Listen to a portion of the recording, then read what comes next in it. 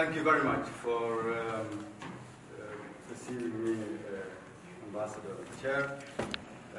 Thank you very much, all of you, brothers and sisters. I hope you can hear me okay. I was fortunate enough to see some of you last night when I landed at the airport. And it was really telling for me to hear from my colleagues who I met last night to say to me, you have to extend your stay. And I've committed to the fact and told them that even though I will not be able to extend my stay, but if there is anywhere I want to be, it's among the African brothers and sisters. The people whom we share culture and heritage, continent, destiny, and future with. So I'm particularly honored today to be here so that I can update you a little bit of where we are. Some of you know our history. Others might only know where we are today. But without any major dispute, we Somalis claim to be the first democrats in Africa. Less disputed maybe it is where we are today. But the reality is that I am here to share with you some words that otherwise would be a little bit more diplomatic, because we count on you to be part of our country and culture, which means that our journey is your journey. Our challenges are your challenges. Our opportunities are your opportunities. And any success we create, we don't create only for Somalis, but we create for the continent as a whole. Therefore, now that our future is interlinked, it should be less diplomatic here as compared to when we have official speeches.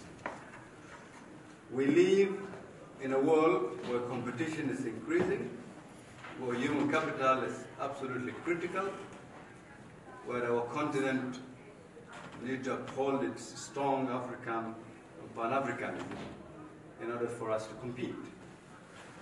That is why Somalia needs you all. But before I tell you what your roles will be when it comes to Somalia, I'll first give you a little brief of where we are. Since the election of our president 2 years ago, we've been trying to reform our country. And to do that, we had to go through painful processes. We are not where we want to be yet, but we're very close. And with your help, we will succeed. In 2 years, we have reformed our economy. Not to ask for aid, but to be ready for business. We've re-engaged with international financial institutions, put in place public financial mechanisms in place, put in place anti-corruption mechanisms in place, put in place proper fiscal and financial discipline, and satisfied every single criteria that our national financial institutions have put in front of us, which now gives us an opportunity. In the next year, hopefully by February 2020, raise clearance from international financial institutions, including World Bank, IMF, African Development Bank, and others. That means that a new Somalia. On top of that, we've been trying to reform our policies. New constitution is underway. New electoral model is underway. Political party system process is underway. Resource sharing mechanisms, fiscal federalism, political power sharing mechanisms, all are on the verge of being completed. Which in reality means, with that, we lay in the foundation for policies that will guide our nation for the next 100 years. That reform will cater for the future generation in our country. The third element that we've been engaged in is,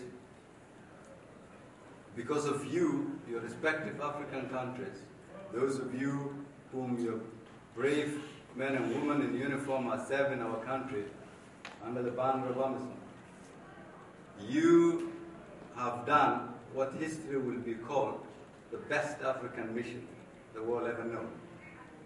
Because of the sacrifices made by our continent. The ultimate sacrifices some countries who are here, including Kenya, Ethiopia, Djibouti, Burundi, and others, have made. We can talk about these reforms today. The third reform, therefore, is security sector reform. And we are preparing to take over from our brothers and sisters once we have reformed our armed forces, enhanced their capability, recruited, retooled, retrained, and repositioned. We are not there yet, but we're very close, and that is our ultimate goal, both police and military. And of course, there will not be any government that cannot provide services to its people. To seek legitimacy, you will need to provide services to your people. And to do that, our government have been trying to build roads and hospitals to provide educational and health services to our people. However limited, but the foundations are set. Corruption, which has been the biggest challenge in our country, is no longer a taboo subject. We debate openly on how bad corruption is in our society. It is already helping. Now there is a visible hope in the majority of the Somali people, whether in the diaspora or in the country, that this time there is more hope in our country than it has ever been. We've always termed to be a nation of piracy, terrorism, and extremism. We are transforming that in connection with the reforms I laid out for you. What I want those of you who are here to know is that strong Somalia is a positive foundation for a strong Africa. What is there to know is that the strategic location of our country, the coastline, the potential on oil, potential on gas, minerals, potential of agriculture, fisheries, and a youthful population of which 70% of are under the age of 30. Big land with a lot of resources, with less than 15 million people. These are African resources. These are African potentiality. With a little bit of plan and investment, and change the old narrative that people outside of our continent design for us, we can easily retake, reshape, and redesign our country. Success in Somalia becomes a success in our continent. Helping Somalia means that every 10 jobs we create, at least 3 or 4 of them will go to the people in the continent in our neighboring country, because we need the human skills and the human resources. Building Africa means building the region, which in turn means building the continent. So the first line of respondents in bringing Somalia back to its feet rests not only with us, Somalis, but it rests with us all Africans. And now we've managed to lay the foundation. We've ensured that people's hopes are now again alive, and they're committed, engaged, motivated, willing to partake in political processes. But the biggest challenge we face is how to free ourselves from the old narrative that Somalia is and will be and will remain what it has been for the past 30 years. And unless we have ambassadors out there who says, no, we know the potential Somalia has, we know the investment it requires, we know the transformation that is taking place and the reforms that are happening on the ground. Unless we have people like you out here, help us change that narrative, it will hold us back. So here is my final conclusion. The biggest risk we confront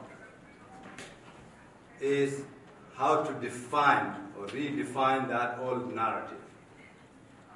And the second is that our people have now great potential and opportunity to make Somalia a success story.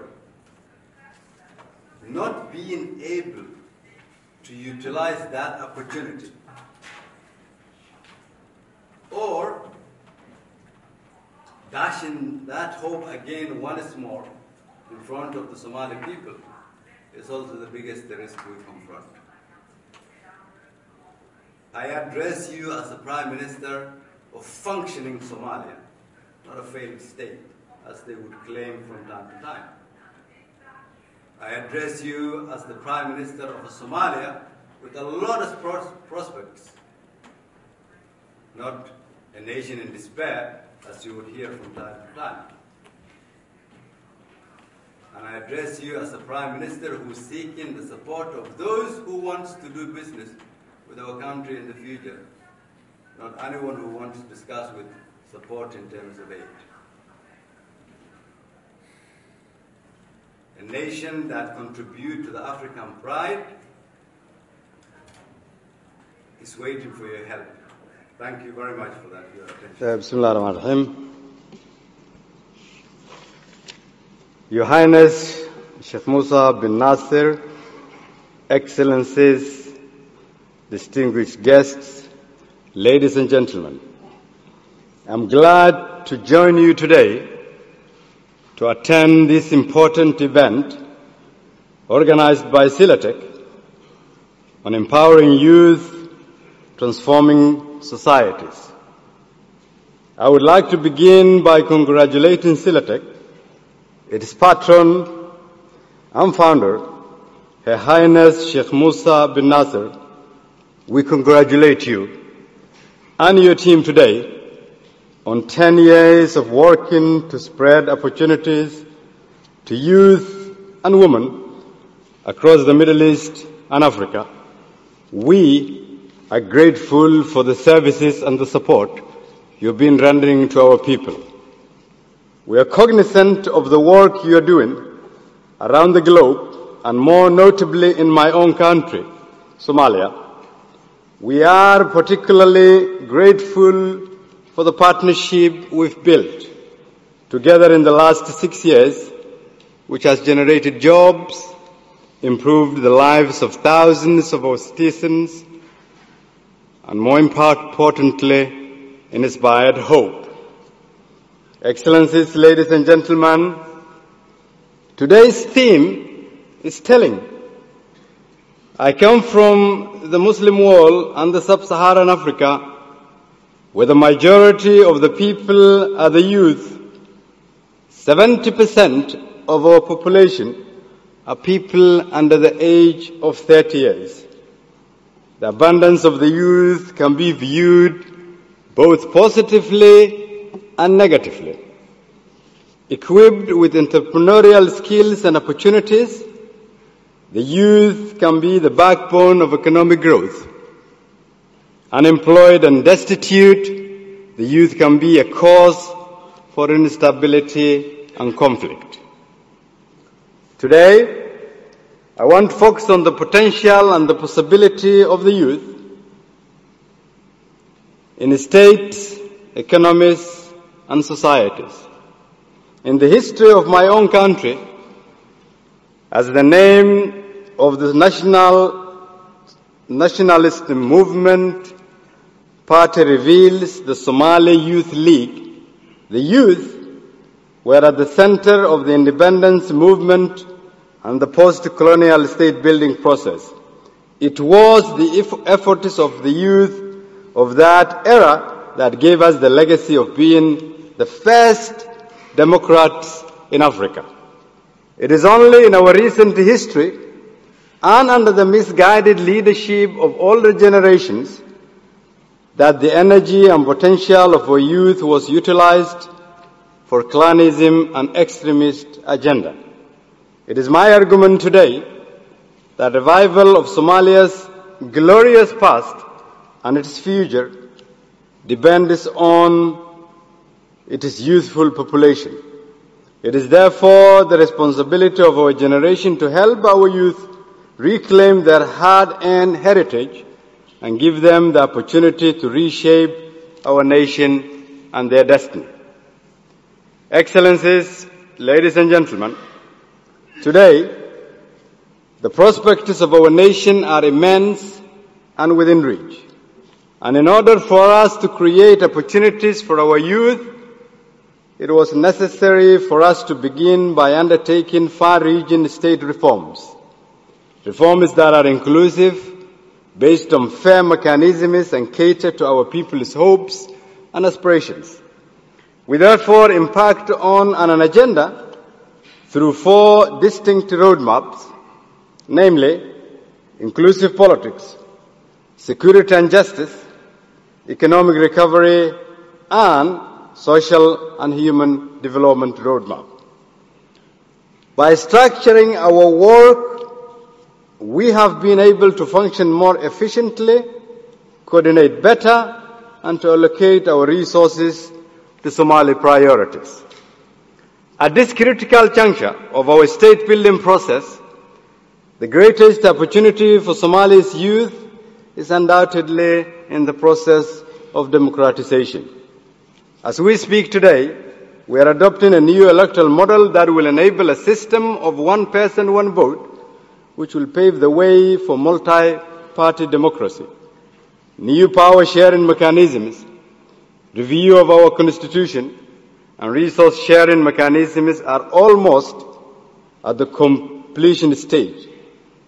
As a result of these reforms, the hope of our youth can be seen in their renewed involvement and increased political participation and political debate that are shaping in our country. The youth also need to find their space in the economic sphere, as we are in the process of establishing the Somali governance and regulatory framework of our economy that will serve as the foundation of our development and youth-centered economic growth policies. We are therefore nearing completion in the development on sound public financial management systems, employment policies, poverty reduction strategy, investment policy, anti-corruption laws, and most importantly, re-engagement with international financial institutions. Our close working relationship with the IMF and the World Bank and the achievements we've made in our reforms in just 2 years is a testimony to the commitment we've made to reform our nation. The prospects of re-engaging with the IFIs are so strong that in fact pre-arrears clearance and debt relief for our nation is within reach. Investments made by organizations like Celatec is supporting these reforms.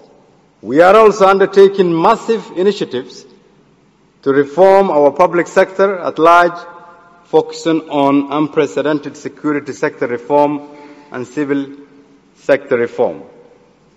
We're taking bold and strategic decisions to give our youth an opportunity to take up leadership roles in both these critical sectors.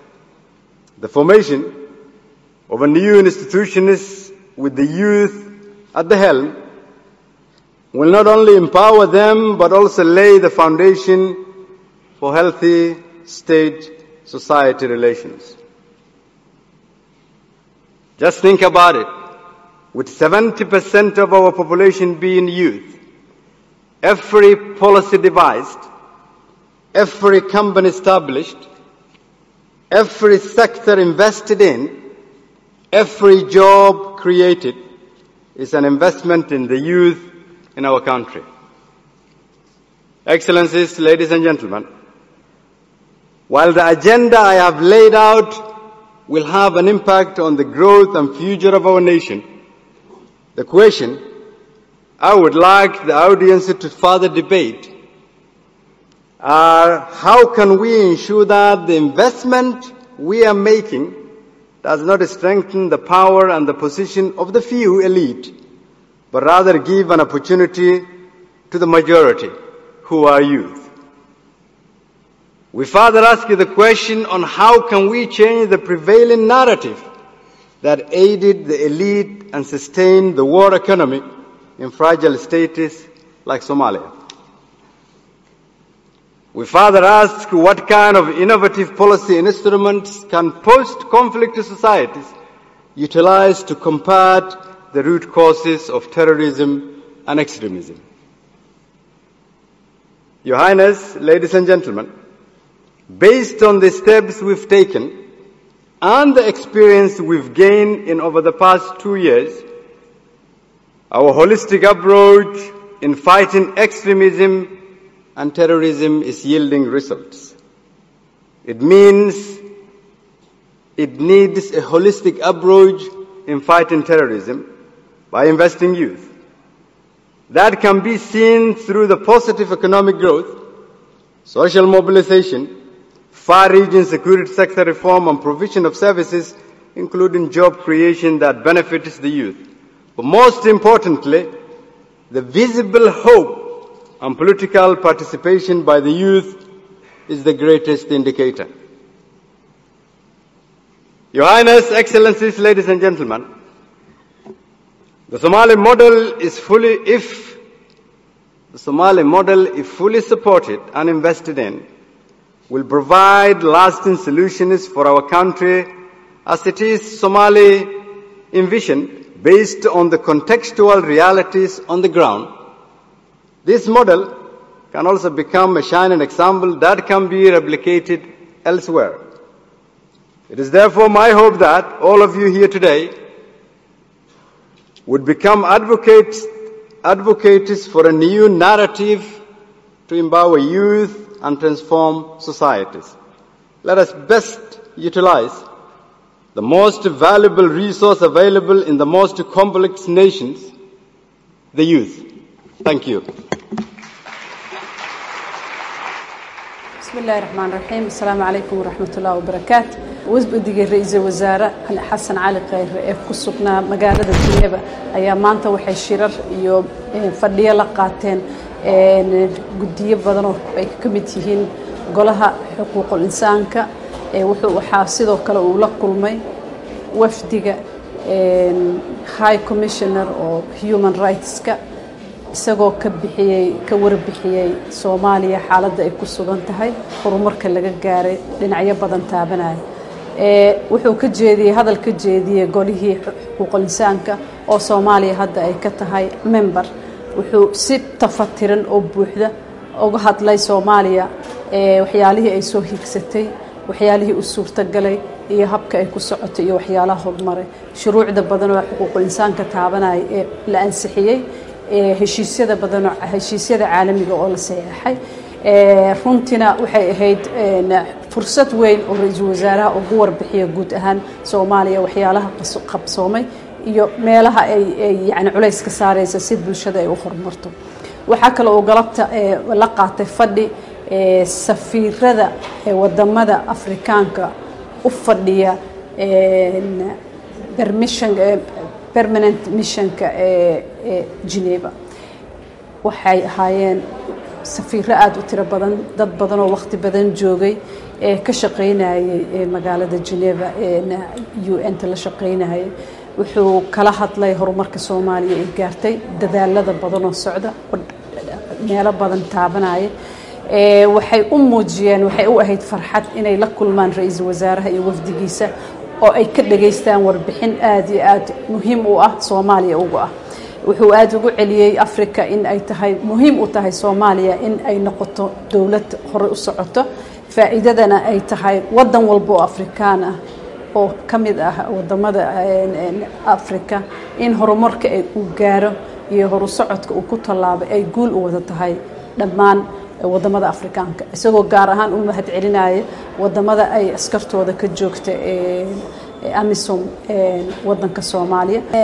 waxa sidoo kale wafdiga ra'iisul wasaaraha uu ka qayb galay shir ballaaran ay soo jeedisay hay'adda Silatek oo aad iyo aad ugu howlan sidii dhalinyarada loo horumarin lahaa shaqo abuurna loogu sameyn lahaa waxay ballan qaadeen ilaa 5 milyan oo dhalinyaro ah in shaqo abuur loo sameyn doono Soomaaliyana ay kamid tahay Soomaaliya waxay kamid tahay wadamada ay kaalmayso Silatek oo ah cadadooda ilaa 17 dal oo Afrikaan ah iyo Middle East ah bariga dhexe waxaan rajaynaynaa in Soomaaliyana si qayb leh mug leh ay uga faa'iideysan doonto shaqo abuurkaas oo dhalinyaradeen ay ka faa'iidi doonto hadii alle